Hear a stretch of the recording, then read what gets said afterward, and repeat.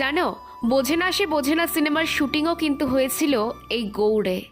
আমরা ইতিহাসের নানান নিদর্শন খুঁজতে দেশের যে কোনো জায়গায় ছুটে যাই, কিন্তু আমাদের সামনের জেলাতে ছড়িয়ে রয়েছে ইতিহাসের এত নিদর্শন, আমরা কিন্তু কেউ ঠিকমতো সেটা জানিই না। 25শে ডিসেম্বর আমরা পিকনিক করতে গেছিলাম মালদা গৌড়ে, আর সেখানে গিয়ে রীতিমতো স্তম্ভিত, কোনটা ছেড়ে কোনটা দেখব।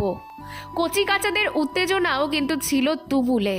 ওরাও খুব উত্তেজনা নিয়ে সব কিছু ঘুরে দেখছে আর ভাবছে, আচ্ছা এখানে কি হয়েছিল, এখানে কোন রাজা থাকতো। তারপর খাওয়া দাওয়া সেরে নিয়ে আমরা গেলাম 12 সেনা মসজিদে। এখানেই সিনেমার শুটিং হয়েছিল। এই দেওয়াল, ইট কত ইতিহাসের সাক্ষী। সূর্যি মামাও এবার ঘরে ফিরছে, আর আমাদেরও এবার ঘরে ফেরার পালা। যারা এখনো গৌড়ে আসেননি তারা একবার আসবেন।